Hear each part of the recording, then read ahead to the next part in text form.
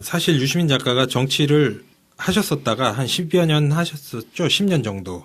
그랬다가 2013년 2월 정도에 그 정계 은퇴를 선언을 하셨는데 4년이나 지난 이런 분이 왜 갑자기 요즘 다시 이렇게 정치권 쪽으로 호출이 되고 있는지 그 부분에 대해서 뭐 저희가 한번 고찰을 해보도록 하겠습니다. 이번 에피소드에서. 먼저 뭐 이유부터 한번 살펴보죠. 왜 이런 뭐 얘기들이 나오는 거라고 생각을 하십니까? 이 얘기가 촉발된 직접적인 계기는 썰전에서 네. 문재인 대표가 영상으로 축사를 보내오셨는데 내용이 유시민 작가는 정치 안 한다. 너무 이렇게만 말씀하시지 말고 언젠가는 운명처럼 정치가 다시 유시민 작가님을 부를 때가 있지 않을까 기대하고 싶습니다. 요런 멘트를 치셨어요. 요 멘트를 치자마자 그 한동안 잠잠했던 유빠들의 가슴에 불을 지른 셈이죠. 그렇죠. 그때부터 유시민 이런 얘기가 조금씩 나오고 있습니다. 예. 권순욱 사실 이게 두 가지 감정이 교차할 거예요. 예. 유시민 작가가 정치를 할 때 정말 고생 많이 했잖아요. 고생을 많이 했기 때문에 그래 너 지금 행복하게 잘 살고 있는데 정치 다시는 하지 마라. 그냥 행복하게 살아라. 뭐 정치 안 한다는 인간 왜 자꾸 정치하라고 하냐 이런 사람들이 있고 이 사람들은 정말 유시민을 아끼는 사람들이에요. 내가 보기에 사랑하는 마음. 유시민을 정말 사랑하는 마음이죠. 인간적으로. 예. 근데 우리 대한민국이라는 국가 공동체를 한번 생각을 해보면 시대가 사람을 부르잖아요. 결국은 리더가 있고 네. 그 조직이란 게 있고 그래서 그 리더와 조직이 어떤 가치와 철학을 가지고 비전을 제시하고 공동체를 이끌어 나가고 거기에 정당이라는 조직도 만들고 그렇게 이제 그렇게 짜여져 있잖아요. 세상이 그렇게 굴러가는 건데 지금 사람들이 유시민 이야기를 하는 거는 문재인 이후를 보는 거죠. 그죠? 예. 자연스럽게 네. 예, 자연스럽게 문재인 이후 누가 이 나라를 이끌어갈 지도자냐. 그걸 찾는 이미 그 탐색 과정이 시작됐다. 거기에 유시민이 자연스럽게 떠올랐고 그 트리거 역할을 문재인 전 대표께서 썰전 그 축하 영상에서 해준 거죠. 네. 예. 그 문재인 전 대표의 그 축사가 굉장히 의미심장했던 게 사실 문재인 대표가 그 유시민 작가에 대해서 얘기한 내용이 문재인 본인의 얘기와 똑같은 거예요. 네. 왜냐하면 문재인 본인도 정말 정치하기 싫어했고 막 도망 다니다시피 그랬었거든요. 그렇죠. 예전에 그 청와대 수석 시절에는 2004년 총선 때 문재인 차출론이 나오니까 그냥 저 히말라야로 가버리신 거 아닙니까? 그렇죠. 예, 총선을 아예 출마 얘기도 못 꺼내게 가버렸고 그리고 이제 그 노무현 대통령께서 서거하신 직후에도 여러 가지 어떤 뭐 지원 유세 요청이라든지 아니면 뭐 정치권 그 정치를 시작해 달라는 요청이 많았는데 2012년 직전까지는 지원 유세 요청에도 불구하고 어떤 대중 유세는 전혀 안 하시고 물밑에서 뭐 이렇게 뭐 성당 신부님들 만난다던가 예, 뭐 이런 역할만 조용하게 하시다가 굉장히 장고 끝에 이제 뭐 정치를 시작하고 대선 출마를 하시게 된 거죠. 그거죠. 그러니까 피할 수 없는 거. 네. 나는 정말 하기 싫은데 내 생각만 고집 피우기에는 정말 시대가 허락해 주지 않는 그런 네. 거죠. 문재인 전 대표 같은 경우도 그 부산 그 사상인가요? 그죠? 네. 지역구 출마할 때 본인이 정말 하고 싶어서 한 게 아니란 말이죠. 그렇죠. 결국은 시대의 부름을 거절을 못한 거죠. 예. 거절을 못해서 끌려 나온 거죠. 끌려 나온 거고 2012년 대통령 선거 출마도 사실 뭐 끌려 나간 거죠. 그래서 뭐 준비 안 됐다, 권력 의혹이 뭐 권력 의지가 없다 이런 비판을 많이 받았던 거고. 유시민 장관도 좀 그런 사람이죠. 원래 이 사람이 정말 정치하려고 했던 사람이 아니잖아. MBC 100분 토론 진행자 잘하고 있다가 여러분 다 기억하시겠지만 2002년도에 김민석이 정몽준 품으로 날아가면서 그때 그 시사평론가 그 MC 자리를 때려치고 오메이뉴스의 장문의 그 경문을 올렸잖아요. 바리케이트 바리케이트를 론이죠. 예, 예. 바리케이트 앞에 다시 서며 네. 뭐 그런 예 그렇게 나왔다가 정말 많이 시달렸잖아 그 뒤로 너무 고생 많이 했지. 예. 뭐 저나 김 반장이나 너무나 잘 유시민하고, 알고 예, 있죠. 유시민하고 사실 같은 행보를 걸었고 같은 배를 타고 활동을 예. 했었던. 그래서 그 시대를 같이 건너왔기 때문에 그 힘들었던 과정은 뭐 잘 알고 있는 건데. 네, 그렇긴 한데 그 문재인이 차출되었던 민주개혁 진영이 모두가 매달려가지고 제발 좀 나와달라고 했던 시절하고 또 지금 약간 느낌이 다른 게 그때는 진짜 선수가 너무 없어가지고 정말 그게 절실했었고 지금은 좀 우리 인재라는 측면에서 좀 배부른 상황 아닌가요? 그래서 유시민 차출론이 약간 시기상조라든가 그런 느낌은 드는데 또 그만큼 팬들의 가슴속에 끓고 있는 용암처럼 끓고 있는 그 팬심들이 지금 유시민이라는 이름을 호출하지 않나 생각합니다. 분명한 건 그때만큼 절박한 상황은 아니라는 거. 그렇죠. 문재인 차출 때만큼. 네. 사실 그 유시민 뭐 복귀론이 나오는 건 소위 말해서 노무현 지지자 그룹 이후에 지금은 뭐 문재인 지지자 그룹도 있고 뭐 이재명 지지자 그룹도 있고 그렇지만 노무현 대통령 서거 이후에 대한민국 정치권에서 가장 강력하고 양적으로 보나 질적으로 보나 가장 강력한 팬덤을 가졌던 그런 정치인입니다. 지지자 그룹을 가졌던 정치인이었고 그리고 그 지지 세력이 뭐 완전히 다 사라진 게 아니에요. 그냥 숨어 있는 거, 물 밑에 있는 거죠. 예, 뭐 일부는 뭐 정의당 쪽에 계시고 또 일부는 문재인 지지자로 뭐 이렇게 뭐 저도 마찬가지고 네. 그렇게 이제 갈아타서 그렇게 있는데 누구나 어떤 시점에 유시민 씨를 정치적으로 지지를 했던 분들은 참 이 사람 아까운데 예, 뭐 이런 감정이 있는 거고 그렇지. 그리고 유시민 씨의 정치 복귀에 대해서는 사실 이분이 전례가 있습니다.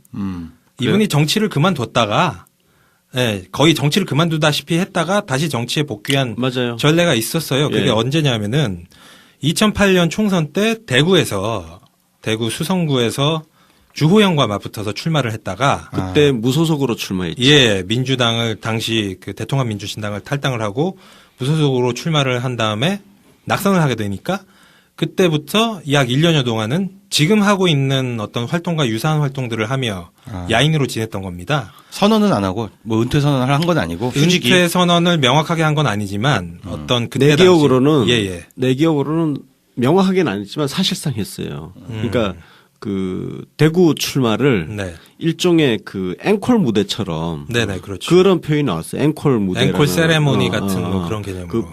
그게 왜 그랬냐면 2007년 대선 때 정동영 당시 대통합 민주신당 후보 네. 대선 그 선거 운동 열심히 하고 나서 패배하고 그 이듬해 이제 2008년 1월에 이제 탈당을 했단 말이야. 탈당할 때 이제 뭐 그 여러 이야기를 했죠. 정당 정치에 대해서 네. 이야기를 하고 4월에 마지막 이제 그동안에 이제 그 일종의 은혜 입었던 거에 대해서 마지막 봉사로 대구 출마를 한 거예요. 예. 그리고 낙선하고 사실상 정계 은퇴를 한 거였죠, 그때. 예. 그 이후에 뭐 경북대였는지 뭐 대구대였는지 정확하게는 기억이 안 나지만 하여튼 그 대학교에서 강연하고 예, 맞습니다. 그리고 뭐 후불제 민주주의라는 예. 뭐 새 책도 쓰고 네. 그리고 뭐 강연하고 예, 다니시다가 주로 책 쓰고 강연하고 했었어요. 예. 지금처럼.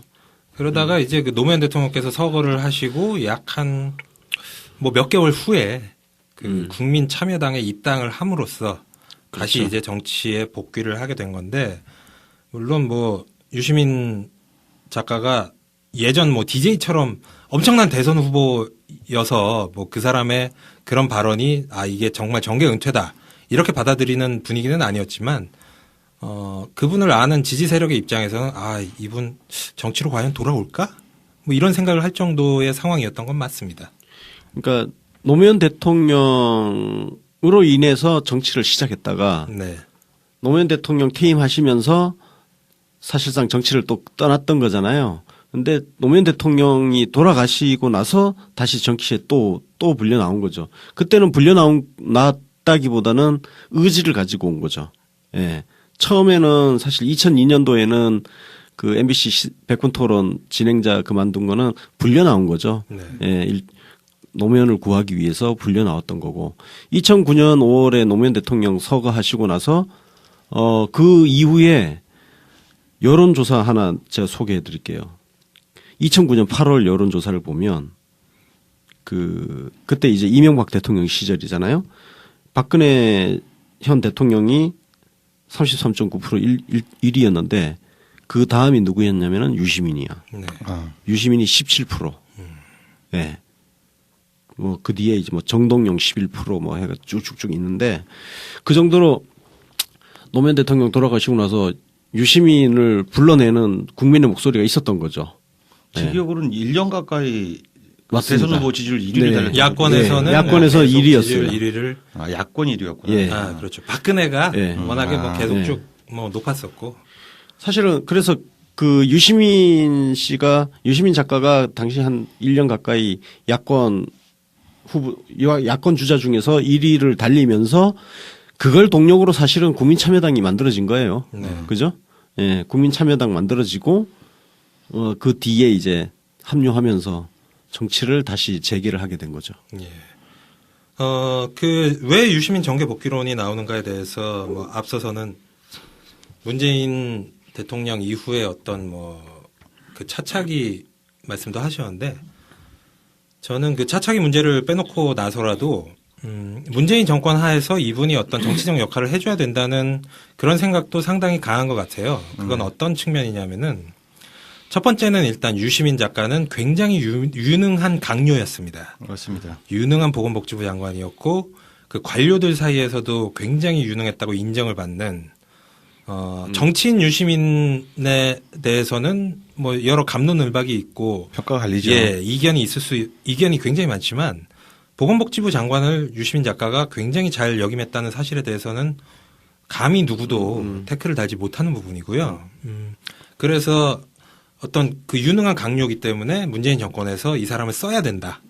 강요로서. 이런 부분이 하나가 있고 두 번째는 또 이런 게 있는 것 같아요.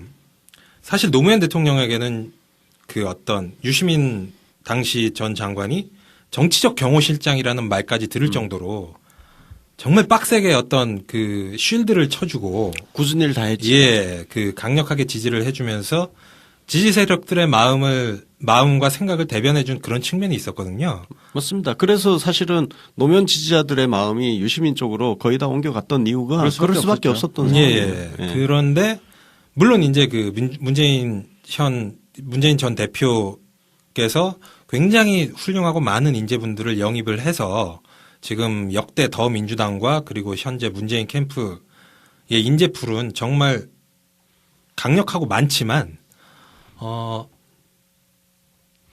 과거 노무현한테 있었던 그 유시민 같은 존재는 그 정도의 어떤 존재감을 가진 존재는 현재로선 보이지 않는다. 보이지 않습니다. 예.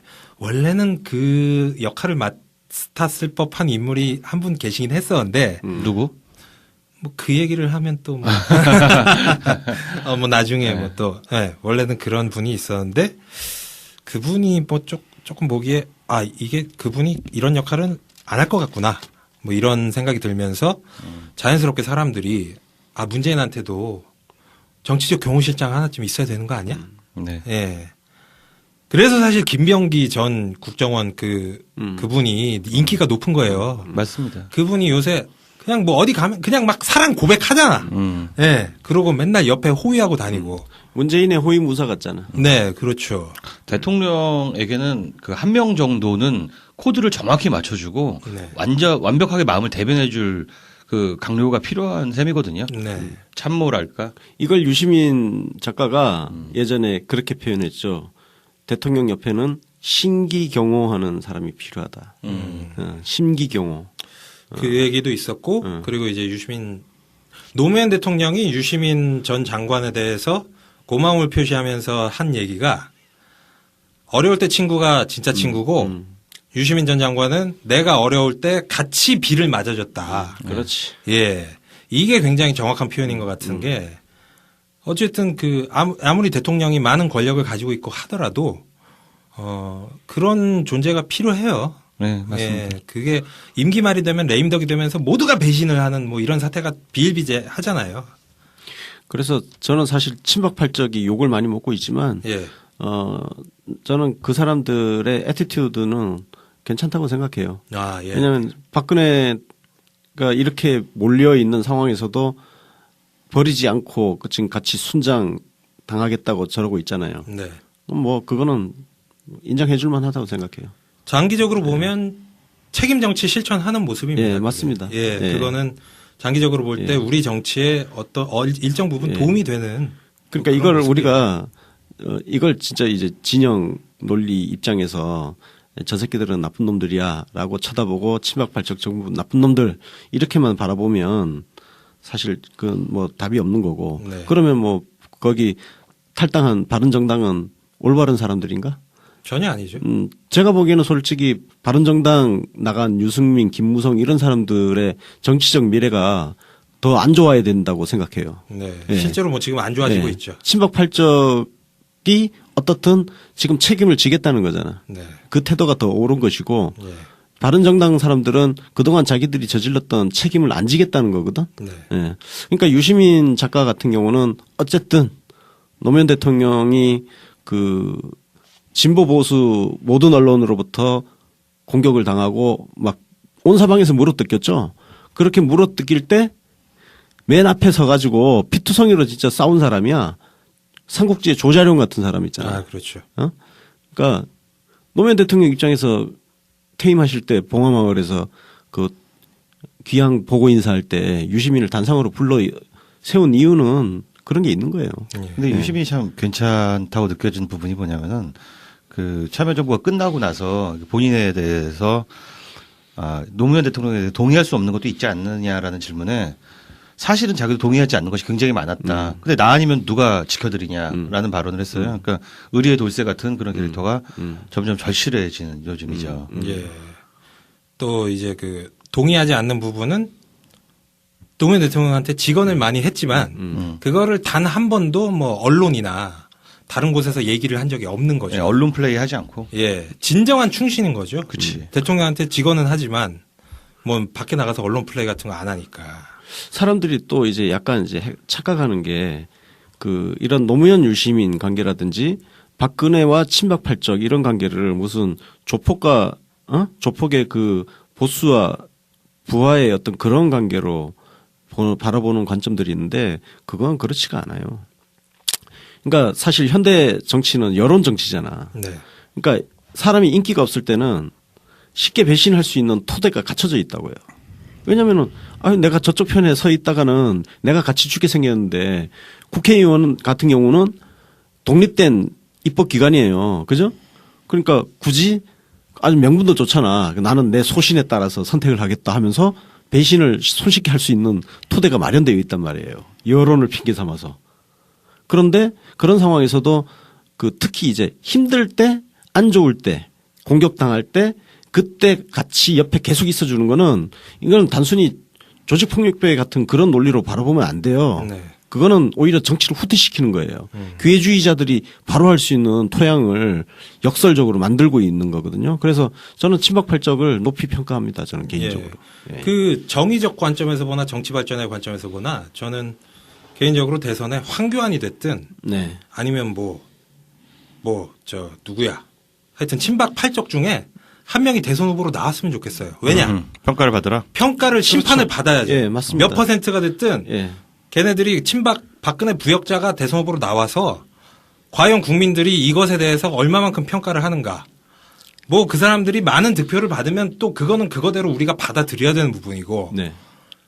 근데 이제 그거를 후보가 안 나와버리고 무슨 예전에 반기문 씨 불출마를 했지만 저쪽이 만약에 반기문으로 이거 이미지 세탁해가지고 나와버리면 이게 제대로 심판이 안 그렇죠. 이루어지는 거 아닙니까? 박근혜 심판이 안 되는 거야. 그렇죠. 그런 측면에서 우리가 아쉬운 게 2007년도를 한번 복귀해 보자고요. 그때 대통합 민주신당 경선 열린우리당 박살나고 나서 이해찬, 한명숙, 유시민 소위 친노 진영 정치인 3명이 갔지만 다 결국 졌잖아요. 네. 정동영이 최종 승리자가 됐는데 그 심판은 노무현 심판이냐는 거예요. 전혀 아니죠. 그 2007년 선거는요 노무현 심판이 아니에요. 그치. 심판이 된 게 아니야. 왜냐면은 정동영은 이미 노무현 배신 때리고 나간 사람이에요. 그렇죠. 그리고 참여정부를 이미 부정했고 열린우리당 다시 부셔버렸고 거기에 무슨 어떻게 책임을 물어요. 전혀 다른 정당인데. 그래서 저는 우리 자유한국당 친박 팔적 꿋꿋하게 박근혜 대통령하고 임기를 같이 하고 네. 그 소신을 쭉 밀고 나가기를 바라요. 저는 개인적으로. 밀고 나가서 예. 순장되기를 바랍니다. 예, 맞습니다. 예. 그거를 뭐 순장시키는 건 예. 국민의 역할이고 그렇죠. 예. 그거를 심판을 할 기회를 물타기로 박탈을 하면 그게 진짜 나쁜 거죠. 네. 예. 바른정당 폭망하기를 바랍니다. 저는. 화이팅. 자, 그럼 뭐 여태까지 뭐 요 주제에 대해서 많은 얘기를 나눠봤는데 물론 이제 많은 분들은 잘 알고 계시겠지만 뭐 최근에 정치에 관심을 가지게 되셨다던가 아니면은 유시민 작가가 예전에 그 정치인으로서 활동할 때는 정치에 뭐 이렇게 관심이 없었던 분들은 뭐 대체 유시민이 그냥 뭐 베스트셀러 작가 아니야? 연예인 아니야? 뭐 연예인 아니야? 혹시 개그맨 아니야? 뭐 아니면 뭐 허지웅이랑 뭐 비슷한 어떤 이미지? 방송인. 셀럽. 예, 이런 걸로 뭐 생각하시는 분들도 있을 것 같아서 간단하게 유시민이 어떤 인물이었고 정치를 했을 때는 어떤 정치인이었는지를 뭐 브리핑을 해드리자면 뭐 이 부분 뭐 윤관 PD님이 먼저 좀 해보시겠어요? 아니면 권수영님이 먼저? 근데 사실 뭐 유시민 작가는 네. 이미 너무 유명인이라 가지고 네, 우리가 설명하기도 조금 겸연쩍긴 해요. 왜냐하면 너무나 잘 아는. 근데 왜 그래서 이렇게 근데, 예. 매니아층이 많고 예. 뭐 그 부분에 대해서 얘기를 근데 해보죠. 그 부분을 조금 말씀드리면 그 유시민 씨 같은 경우는 유시민 작가 같은 경우는 아까 우리가 노무현 지지자, 유시민 지지자 이걸 얘기했잖아요. 소위 노빠, 유빠. 네, 그게 이제 보통 연령층으로 보면 40대, 50대, 그죠? 40대, 50대 조금 젊게 가면은 30대예요. 30대는 사실 2002년 그 시점을 기점을 기산해서 보면 그때 대학생들이었어요. 20대 청년들이었고 사실 정치에 대해서 많이 아는 관심을 가지는 시기는 아니잖아요. 그래서 유시민 작가가 갖고 있는 장점이 뭐냐면은 그 시대를 같이 건너왔던 사람들은 유시민에 대해서 지금 잘 알아요. 아는데 지금 자라난 10대, 20대 그리고 30대까지 아주 저 젊은 층은 썰전, 그렇지. 썰전 때문에 너무 많이 알아. 그러니까 전 세대를 관통하는 사람이에요. 그러니까 우리가 그 예를 들어서 안희정 지사 같은 경우는 지금 저기 30대 이하의 인지도가 거의 없다는 거 아니야. 아, 그런가요? 예. 안희정을 잘 모른대. 그건 안 지사 입으로 얘기를 했어요. 충남지사로 알고 있죠. 예. 근데 충남지사로만. 하여튼 오히려 젊은 층에서 인지도가 낮고 잘 모른다는 거거든요. 근데 유시민 작가 같은 경우는 나이도 많잖아요, 이제는. 57세인가? 뭐좀 그죠? 있으면 벌써 예, 그죠. 얼마 안 되면 한갑인데 전 세대를 아우를 수 있는 그 잠재력을 지금 갖고 있죠. 하여튼 유시민 작가 하면 항소 이유서. 그렇죠. 그죠? 트레이드 마크죠. 예. 이걸 몇 살 때 썼다고? 반장님. 거의 뭐 한 25살? 24살 아닌가? 24-5살. 4-5살? 예. 야, 그걸 책 한 권 옆에 없이 혼자서 줄줄줄줄. 교도소 안에서 쓴 거 아니야. 예. 그런 명문을 와, 그거 정말 너무 대단하지 않아요? 대단했죠. 우리 천재, 24살 한번 되돌아보세요. 난 진짜 뭣도 모르는 인간이었어. 난 일단 10줄 이상을 쓸 수 없을 것 같아. 내용을 떠나서. 저는 뭐 25살 때 개혁당 내 싹수가 좋았네 그러고 보니까. 예. 하여튼 그렇게 했고 이분이 그 5.18 그 당시 그러니까 1980년 서울의 봄 당시에 그 복학생 신분으로 서울대 뭐였죠? 서울역 회군. 서울역 회군 예. 장소에 서 사태 있었죠. 때 예, 그때 이제 서울대 총학생 대의원회 회장. 그러니까 총학생 회장은 아니고 예. 대의원회가 있어요. 예, 그 대의원 의회 오늘날로 치면 우리 국회의장 같은 국회의장 같은 거예요. 서울대 안에서. 예, 서울대 안에서. 예. 그래서 심재철이 해군파, 예, 총학생 해군파. 회장이었고 그때. 그리고 유시민이 강경파, 예. 잔존파. 예. 여기 또 재밌는 분이 한 분 계시는데 복학생 협의회 회장으로 이해찬 총리. 이해찬이 있지. 예, 그래서 그 재밌는 일화가 두 분이 그때 당시 둘 다 20대였죠 그때. 뭐 20대 이해찬 총리는 뭐 30대였을 수도 이해찬은 있겠다. 30대였죠. 복학생이니까 예. 많이 꿇어가지고 예. 박정희 정권 때 그 운동하시다가 그래가지고 뭐 둘이 뭐 멱살 잡고 싸우는 뭐 그런 일도 네, 엄청 있었다고 싸웠다고 하는데 뭐 그 뒤로는 뭐 친해져가지고 그 이유시민 작가가 이해찬 의원 초선 의원 보좌관도 했었고. 예, 보좌관으로 정치권을 시작한 거예요. 예. 뭐 하여튼 뭐 이렇게 재밌는 얘기들이 있는데 제가 볼 때는 이 유시민이라는 인간이 왜 정치적으로 캐릭터가 이렇게 매력이 있느냐. 방금 전에 말씀하신 것처럼 이분은 일단 그 학생운동의 아이콘 같은 그런 측면이 있습니다. 이분이 총학생회장은 안 했지만 그 항소이유서라는 너무나 명문을 작성을 해서 그때 당대의 어떤 그 학생운동가들과 후대의 사람들도 다 알아요. 웬만하면 다 알아. 예, 그렇기 때문에 어떤 그 학생운동의 정통성도 일부 가지고 있고 그 뒤에는 또 이분이 독일로 경제학 그 공부를 하러 가서 IMF 때문에 뭐 박사 학위를 따지는 못했지만 어떤 그 우리가 기존의 그 트리클 다운 낙수 효과에 의존하는 성장 중심 경제가 아니라 뭐 오늘 뭐 탈당하느냐 마느냐 뭐 이런 뭐 얘기가 나오신 김종인의 경제민주화가 원래 또 뭐 독일에서 나온 거 아니겠습니까? 맞습니다. 네. 사회적 시장 경제. 그래서 그 부분에 대한 이미지도 있으시고, 그 이후에는 백분 토론 진행하고 베스트셀러 작가를 하면서 어떤 이 셀레브리티, 백분 토론은 손석희 지금 JTBC 사장과 뭐 동격이에요. 쌍벽을 예, 이뤘죠. 맞습니다. 예, 쌍벽을 우리가 백분 토론 진행자 중에 기억에 남는 사람 두 사람 꼽으라면 손석희랑 유시민입니다. 그래서 이런 다양한 매력이 있고 그리고 이제 정치를 시작한 다음에는 개혁당과 열린우리당 활동을 통해서 당원이 주인되는 또는 시민이 주인되는 어떤 그 정당 개혁을 위해서 굉장히 투철하게 싸웠던 좋게 말하면은 그 정당 개혁가이기도 한데 또 네. 정당 브레이커라는 그렇죠, 별명도 그렇죠. 가지고 있어요. 예, 가는 당마다 다 깨지고 다 실패했다라는 오명도 사실 있는 게 사실입니다. 맞습니다. 근데 사실 이제 다 깨졌다 그러는데 처음 만든 당이 그 개혁당이잖아요. 개혁국민정당. 그죠? 개혁국민정당인데 그 정당은 사실 노무현 바리케이트 치기 위해서 급주한 정당이에요. 그죠? 근데 그런 명분이 있었던 건 또 다 아는데 그때도 되게 참 논란이 많았던 게 뭐냐면은 나는 정말 개혁적인 국민정당에 가입한 건데 왜 남의 당 후보를 지지하느냐. 그리고 왜 정권을 잡으니까 이 당을 해산하느냐. 이런 문제 갖고도 엄청나게 또 싸웠던 기억이 그렇죠. 나요. 그게 뭐 열린우리당으로 네. 이렇게 합쳐지면서 합쳐지면서. 예, 그런 논란가 있었는데 어디 가나 그런 원리주의자들은 있는 것이고 그렇지. 예. 사실 어거지. 말만 맞는 말이야. 어쩌라고. 그러니까 그렇게 세상을 살면은 뭐 숨을 어떻게 쉬고 살아? 예. 뭐 어쨌든 굉장히 뭐 평가가 엇갈리는 정치인이긴 한데 심지어 저조차도 몇 년 동안은 유시민 전 장관의 열렬한 지지자로 활동을 하다가 국민참여당 입당 이후에는 뭐 굉장히 뭐 강력하게 비토를 하던 뭐 그런 시절도 있었을 정도로 호불호가 갈리고 활동에 대해서도 뭐 그 이견이 갈리는 정치인인데 저는 이런 것 자체도 상품성이라고 봐요. 예. 이게 히스토리가 있고 스토리가 있는 거예요. 이런 정치인이 별로 그렇게 흔하지 않습니다. 난 근데 이제 몰라서 물어보는 건데. 예. 나도 그 세월이 많이 지나다 보니까 개혁국민정당은 무슨 당인지 진짜 기억이 나는데 이 국민참여당은 뭐 하는 당이죠?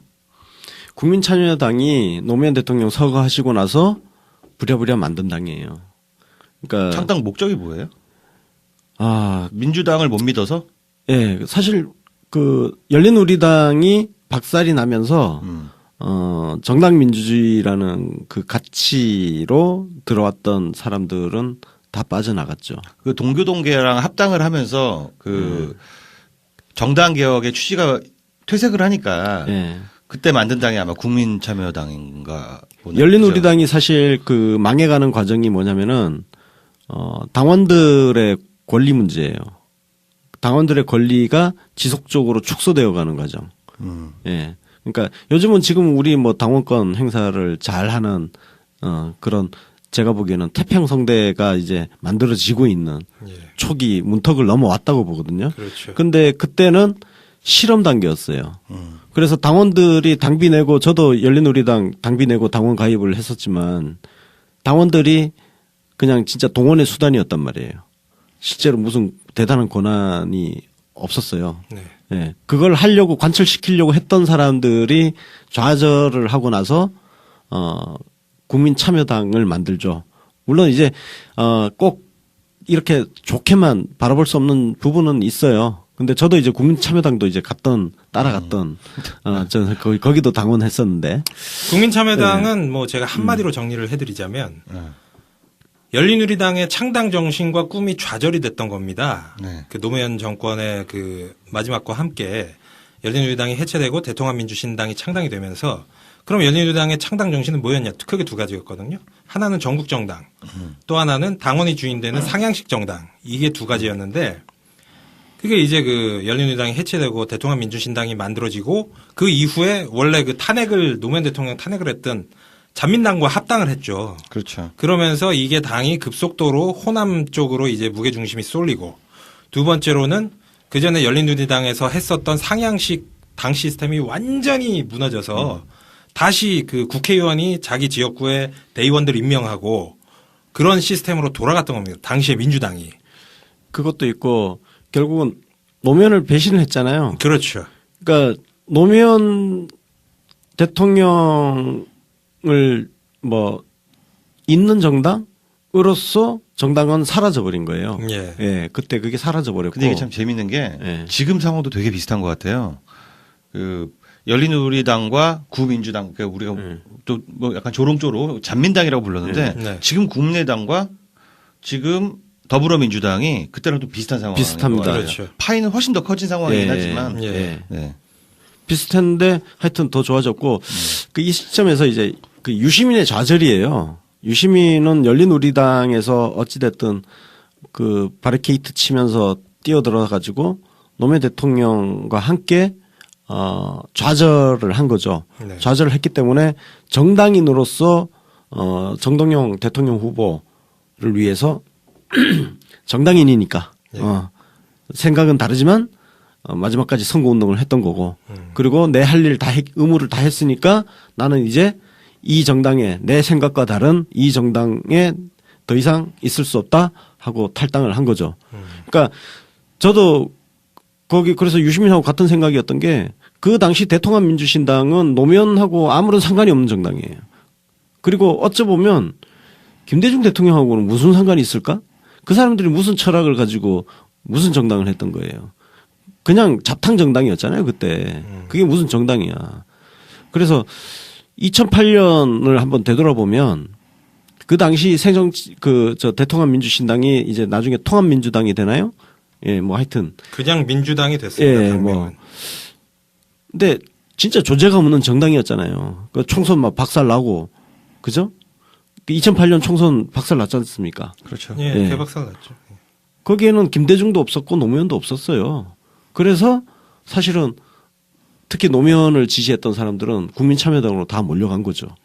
예. 저는 근데 이 문제에 대해서 이렇게 그 통합민주당은 문제가 있고 국참당은 옳았다고 단언 내리기가 어려운 게 얘기도 굉장히 복잡해지고 반대 논리도 충분히 있을 수 있거든요. 예. 그래서 그거는 또 그렇게 예. 단언 내리는 데는 저는 좀 거부감이 드는 게 예. 왜냐하면 당시에 이제 대통합민주신당에서도 훌륭하신 지금 우리 더불어민주당의 훌륭하신 자원들이 계셨던 정당이기도 하기 때문에 정통성이 영 없다라고 말하기는 좀 저는 거북한 면이 있는 예, 것 같아요. 예. 굉장히 그 부분은 좋은 인정해요. 말씀을 예, 예. 해주셨는데 예. 뭐 사실 요거는 이제 그 권수웅님 개인의 예. 그 관점이었고 그랬던 거고 저 같은 경우는 유시민 씨에 대한 지지를 철회를 한 게 그 국민참여당 창당 및 입당 때문에 그때 제가 지지 철회를 하고 아 그래요? 예 저한테는 굉장히 중요한 사건이었는데 제가 그때 당시에 그 지금 방금 전에 윤가피님이 말씀하신 그런 생각을 똑같이 했던 겁니다. 아. 이게 그때 당시에 물론 민주당이 굉장히 한계가 많고 문제가 많은 정당이지만 그리고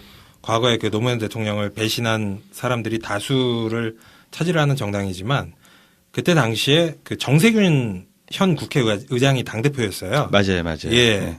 그래서 그때 제 관점으로 보자면 민주당은 정세균 대표 체제에 의해서 조금씩 개혁이 되어가는 네네.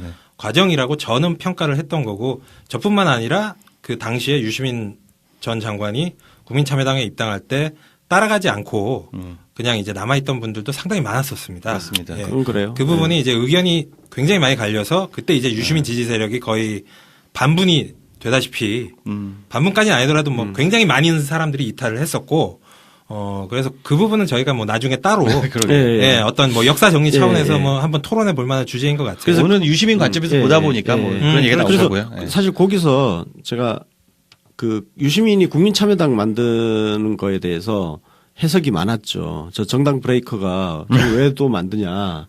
그래서 그 중에 하나 해석이 나온 게 유시민이 자기가 대선 후보가 되기 위해서 당을 만든다는 해석이 있었어요. 그건 좀 아닌 것 같아요. 그죠? 근데 이 해석이 사실 그 민주당에 남아있던 친노 사람들도 대다수 그렇게 해석을 했단 말이에요. 저는 이거를 직접 들었습니다. 정치적 공격이 아니고요. 예. 정치적 실제로 공격, 그렇게 해석을 예, 했죠. 해석을 했어요. 네. 그런데 그거를 방어해 준 사람이 누구냐면요. 바로 문재인 문재인이죠. 대표예요. 예. 제가 이걸 직접 들었는데 이거는 제 진짜 증언이에요. 그러게 녹취를 했으면 근데 더 좋았을 텐데. 이건 녹음을. 버스 자리에서 버스에서 제 뒷자리에 앉아 계시던 두 분 중에 한 분이 문재인 전 대표였는데 유시민을 주제로 이야기하는데 바로 유시민이 국민참여당을 왜 만들었냐에 대해서 문재인 전 대표께서 호의적으로 해석을 했어요. 열린우리당 안에서부터 정당한 경쟁을 할 수 없는 구조를 자꾸 만드니까 뛰쳐나간 거 아니냐. 유시민이 무슨 대통령 선거 나가려고 저 나가는 거냐. 정당 제대로 만들어 보려고 들어온 사람 아니냐. 그게 안 돼서 좌절해서 나간 거 아니냐. 근데 그 옆에 이제 반론하신 분은 조금 전에 말씀드린 그런 유시민이 뭐 대선 대통령 후보가 되기 해보려고 하는 위해서 거다. 뭐 자기가 뭔가 주도권을 쥐고 뭘 하려고 지금 저렇게 당을 만든다 이런 식의 해석을 하더라고요. 결과론적으로 그분이 틀린 거지. 틀린 거죠. 그리고 저는 이제 문재인 전 대표의 그 말씀을 들었던 기억이 있기 때문에 썰전 영상을 딱 보면서 이건 점 운명처럼 찍어놨다. 점 찍어놨어. 문재인 전 침 대표가 발라놨다. 유시민 작가를 정치로 꼭 불러내겠다는 생각을 갖고 계신 것 같아요. 나는 그냥 좀 예. 립서비스 같은 그런 뉘앙스로 봤는데 예. 그게 또 예. 역사를 알면 또 그렇게 관점이 예. 바뀌네요. 예.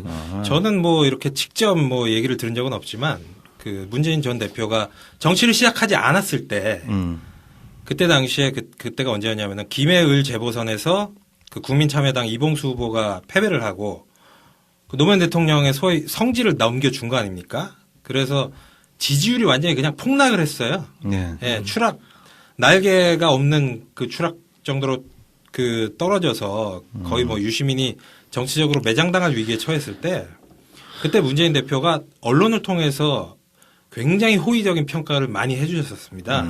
그래서 소위 말하는 유시민 지지자들 중에 문재인 지지자 쪽으로 이동을 하거나 아니면 병행해서 지지를 하는 분들이 많은 게 소위 친노 쪽의 많은 정치인들마저도 유시민 전 장관에 대해서 왠가하면 다 한 번씩은 안 좋은 말 다 한 번씩 했는데 문재인 전 대표는 한 번도 없었어요. 이렇게 호불호가 갈리는 인물에 대해서 계속 칭찬만 하고 어느 정도였냐면은 심지어는 노무현의 업그레이드 버전이라는 극찬까지 했었어요. 그건 진짜 극찬인데 예. 나도 지금 생각해 보니까 두 분이 코드가 일치하는 부분이 바로 그 정당 개혁 그리고 당권을 당원에게 시민에게 이런 맞습니다. 게 맞다고 보는 게 예. 2015년 말 2016년 초에 문재인이 그 안철수파로부터 그 비주류파로부터 그렇게 당대표 자리를 내려놓으라고 했잖아요. 그때 문재인은 딱 한 가지만 지키려고 한 거예요. 시스템 공천. 결국 그 유시민의 그동안 했던 고민하고 맞닿아 있는 겁니다. 맞습니다. 예. 그러니까 거기서 동질감을 굉장히 느끼기 때문에 예. 그 썰전에서의 호의적인 발언도 나왔던 게 아닌가. 유시민이 좌절한 지점을 사실은 그러니까 문재인 전 대표가 정말 대단한 일을 한 게 뭐냐면은 지금의 더불어민주당은 과거 열린우리당하고는 비교가 안 될 정도로 강한 정당이에요. 그렇죠. 질서도 있고 그죠? 그 정당을 만든 게 문재인 전 대표예요. 그렇죠. 뚝심으로 버텨내서 만든 거예요.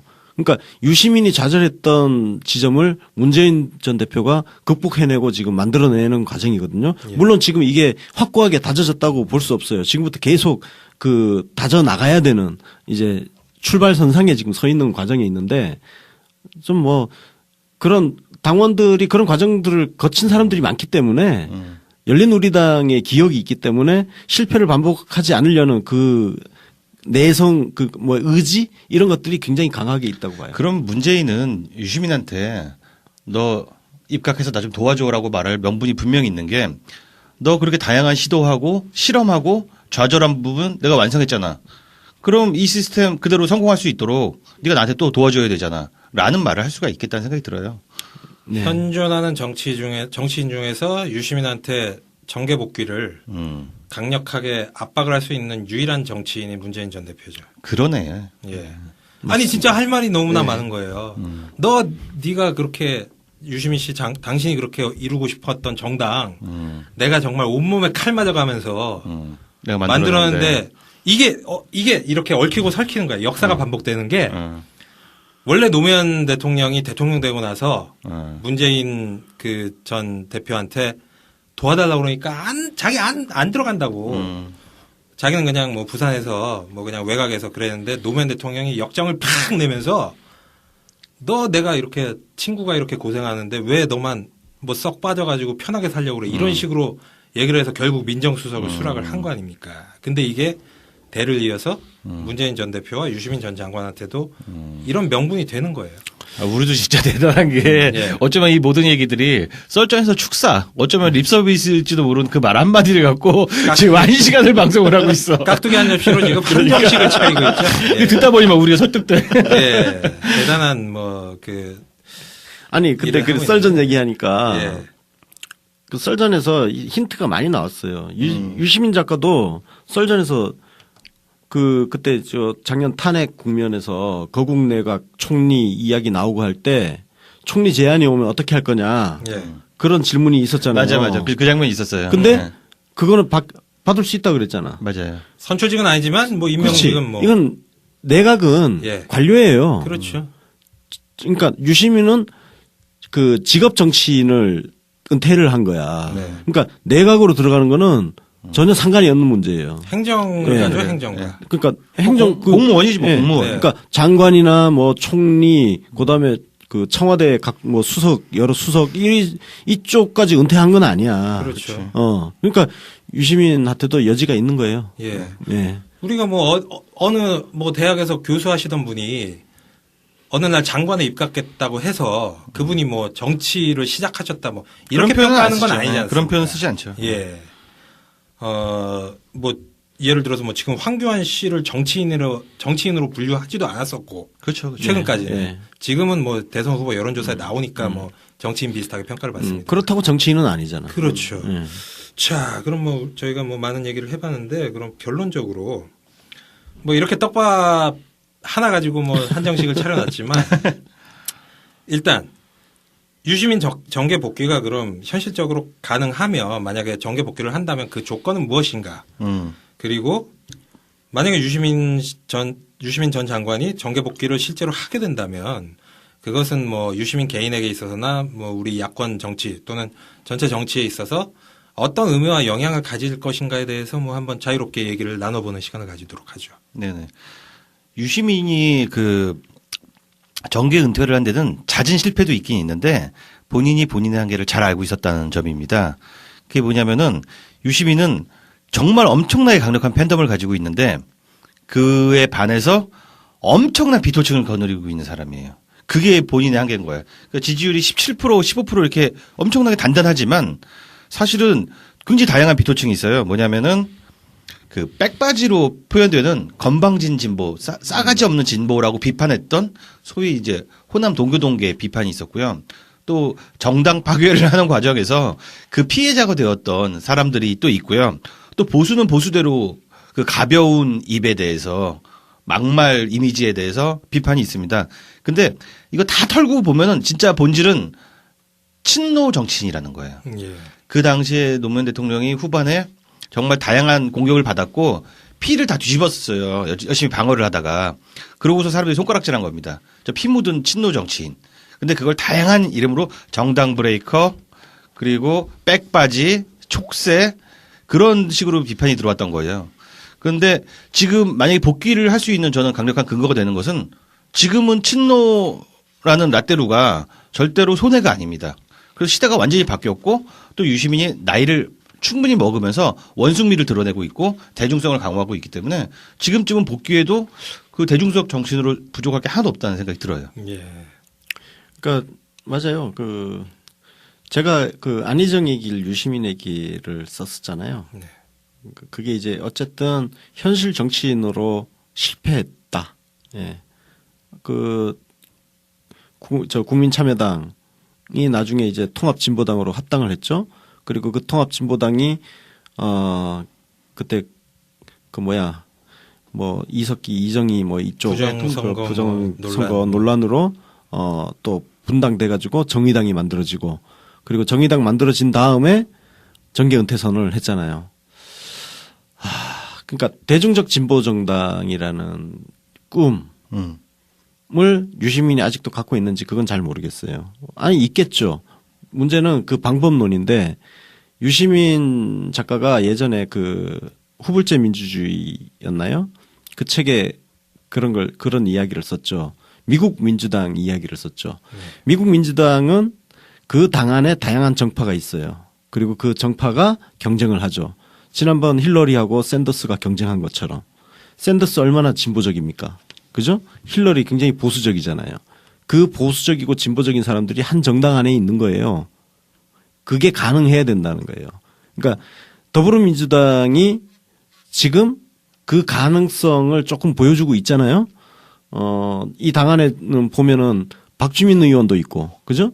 굉장히 진보적인 박주민 의원도 있고, 굉장히 보수적인 김종인 의원도 있어요. 예. 그래서 문제는 며칠 후에는 없어질 수도 있습니다.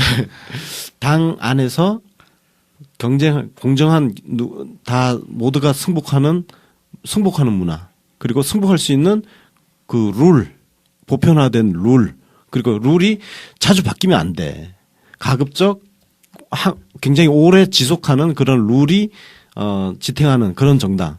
그러면 그 안에서 진보적 대중적 진보 정당이라는 하나의 파벌로 존재하면 되는 거 아니에요? 근데 유시민도 사실은 그게 가능하다면 그렇게 하겠다는 거잖아요. 옛날에 열린우리당 안에서 실험했던 것도 그것이었고, 근데 그 열린우리당이 그 질서가 파괴되면서 좌절하고 나갔던 거니까 더불어민주당이 그런 정당이 다시 그런 정당으로 만들어진다면 유 작가가 굳이 과거에 지나왔던 걸 굳이 고집할 필요 없이 정의당이라는 진보적 대중적 진보 정당 이걸 굳이 고집할 필요 없이 더불어민주당으로 다시 기원하는 것도 가능하지 않겠냐. 저는 그렇게 되기를 소망을 합니다. 예. 저는 의외로 유시민 작가의 정계 복귀는 굉장히 쉬울 수도 있다. 단 한 가지만 이루어진다면 입각. 예, 맞습니다. 제가 그걸 왜 그렇게 보냐면은 최근에 황교안 사태를 보면서 포지션과 캐릭터만 매칭이 된다면 될 만한 사람이 내각의 자리에 있고 그리고 그 타이밍이 맞아서 그 사람의 어떤 분포하고 있는 지지 세력을 대변을 할 수 있는 캐릭터가 된다면 내각을 한번 한 것만으로도 대선 후보가 되는 거예요. 그렇죠. 예. 실제로 그런 사례가 많았습니다. 과거 노무현 정부 때 고건 총리도 그랬었고. 정운찬. 예, 정운찬 총리도 그랬었고. 실제로 유시민도 그런 거예요. 그렇죠. 유시민도 그때 당내 반발뿐만 아니라 유시민 복지부 장관 임명할 때 다 기억하시죠. 심지어 이해찬 당시 총리도 반대하는 거를 노무현 대통령이 그럴 거면 당신이 사표 쓰라고 총리 당신이 사표 쓰라고. 예. 노무현 대통령이 그렇게 자기 주장을 밀어붙인 게 그렇게 케이스가 많지 않은데 그 중에 하나가 유시민 장관 시킬 때.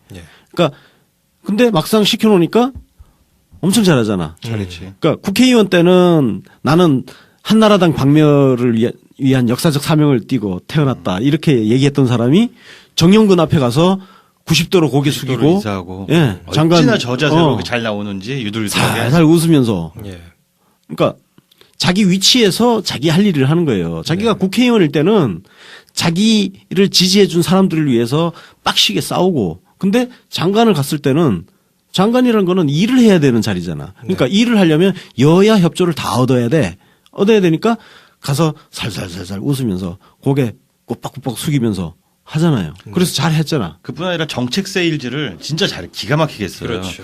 그 유관부서들이 굉장히 많고 그 라이벌 정부에 가서 지금 안희정 지사가 하고 있는 얘기가 이거잖아. 뭐냐면 선의를 인정한다. 그 사실 맞긴 맞는 말씀이에요. 근데 유시민의 포지션이 그보다 조금 더 한 수 위인 부분이 있어요. 그러니까 선의로 안 보면 어떻게 맨날 싸우면서 어떻게 해결할 거냐 대안이 있느냐라고 묻는다면 저는 그 대안이 유시민의 내재적 접근이라고 생각을 해요. 네. 유시민은 그 정책 세일즈를 하거나 숙적들을 상대할 때 내재적 접근을 하는데 그게 당신이 착한 선의를 가지고 있다. 여기서 시작하는 게 아니라 저 사람이 뭐가 필요하고 뭐가 가려운지 어떻게 하면 저 사람 체면을 살려줄지 이런 걸 되게 간파를 잘하는 거야. 네. 상대방을 악마로 규정하는 대신에 이익과 손해를 따지는 사람으로 이해하고 저 사람이 명예에 집착하면 명예를 주고 그런 식으로 딜을 되게 잘했던 사람이라는 거죠. 유능해요. 네, 진짜 네. 유능해요. 그래서 저는 만약에 유시민 작가가 정계 복귀를 한다면 과거에 뭐 정당개혁 운동가 이걸로는 전혀 복귀를 하지 않을 것이다. 그렇죠. 맞아요. 그 부분은 뭐 상당 부분 또 해결이 되기도 했고. 문재인 정도는 좋잖아요, 문재인 지금. 대표가 했어. 예, 이미 다 해결이 됐고. 그래서 이분이 정계 복귀를 하게 된다면 그것도 뭐 역시 이제 국민들이 호출을 하는 너 뭐 다시 한번 해봐 이런 거가 될 텐데 그때는 유능한 국가 경영인 뭐 그런 걸로 이제 복귀를 하게 될 겁니다. 실제로 유능하기도 하고 그리고 또 이 유시민 전 장관의 특성상 자기 분야 일만 잘하는 게 아니라 어떤 그 문재인 정부의 어떤 뭐 전체 정책 철학이라던가 이런 노선에 대해서 존재하는 내각 중에서 가장 해박하고 가장 대중적으로 이것을 잘 전파하고 설명할 수 있는 사람이 될 것이다. 왜냐면은 예. 이미 유시민이 쓴 대한민국 개조론을 보면 네. 노무현 정부의 성격을 다 규정을 해놨죠. 설명을 해놨죠. 네네. 근데 그게 지금 이어져 오고 있어요. 그렇죠. 그게 근데 개선돼서 가는 유시민처럼 그걸 쉽게 정책을 그렇게 쉽게 잘 풀어낼 수 있는 사람이 누가 있어? 예. 예. 그렇게 되면 뭐 일도 잘해. 유능해. 거기다 일하는 과정에서 뭐 여야 대화 거래 이런 것도 잘해. 거기에다가 문재인 정권을 계승하고 또 그거를 발전시킬 철학도 완벽한 뭐 사람이야. 그럼 이건 그냥 대선 후보 직방 가는 거예요. 그렇죠. 근데 문제가 뭐냐면은 예. 또 유시민의 특징이 자기 객관화를 잘하는데 네. 자기 객관화를 너무 심하게 해. 무슨 가혹하게 말이냐면 하죠. 지금 그 청와대에 입각을 하려고 할 때 나 아니어도 잘할 사람이 많다면 나보다 조금 못한 사람들이 자리를 채우고 있더라도 절대 안 갑니다. 예. 아마 그 문재인 정권이 우리가 문재인이 대통령이 됐다고 가정을 했을 때 문재인 정권이 피 흘리고 어려운 시대가 와야 아마 부름에 응답하지 않을까. 그게 사실 그게 첫 번째 조건일 것 같아요. 맞아. 그러니까 그렇죠. 나 아니면 할 사람 없다. 문재인 전 대표가 만약에 이제 집권을 하게 되면 네. 어떤 상황이 펼쳐질지는 알 수가 없죠. 예. 없는데 굉장히 시달리는 힘든 시기라야 본인이 돌아올 거야. 그렇죠. 그게 아니고 그냥 대충 잘 굴러간다 그러면 굳이 예. 내가 뭐 난 지금 나도 필요 없는 거죠. 그리고 지금 유시민 작가 지금 삶이 얼마나 행복해. 예. 예, 책 쓰고 강연 다니고 뭐 잘 나가는 방송인에 더 이상 해피할 수가 없지. 네. 그래서 뭐 저는 뭐 개인적으로 뭐 막 유시민 전 작가가 복귀했으면 좋겠다 이런 의견은 아니고. 그러게 얘기해 놓고 보니까 유시민 복귀 안 하는 상황이 좋네. 그렇죠. 아 그렇죠. 네. 문재인 시대가 열렸을 때 안 힘들어야지. 그렇죠. 그게 최선이고. 근데 이제 막 불행하게도 또 이제 그런 상황이 안 온다고 하면 언젠가는 또 유시민이라는 그 개인의 능력과 그런 어떤 캐릭터가 필요한 시대가 올 수도 있다. 뭐 저는 이 정도로 생각하고 뭐 혹시 더 마지막으로 덧붙일 말씀 있으시면. 뭐 아까 했던 얘기 반복인데 말씀하신 대로 그런 유시민이란 카드를 꺼내야 될 일이 안 생기는 게 제일 좋고 만약에 생기더라도 우리에게는 유시민이라는 보물이 있다. 이 사실을 우리가 기억하고 있으면 좋을 것 같습니다. 든든하네요. 든든하죠. 예. 그러니까 우리가 원래 그런 얘기 하잖아요. 네. 칼은 칼집에 있을 때 무서운 거라고. 그러니까 뭔가 막 문재인 칼집에 있는 칼 같은 거. 예. 유시민은 그런 사람. 그래서 그 칼집에서 칼이 안 나오면 가장 좋은 상황이죠. 맞습니다. 네. 저는 뭐 개인적으로는 술을 잘 안 먹지만 네. 그럼에도 불구하고 우리 집에 키핑되어 있는 발렌타인 17전상 같은 느낌? 네.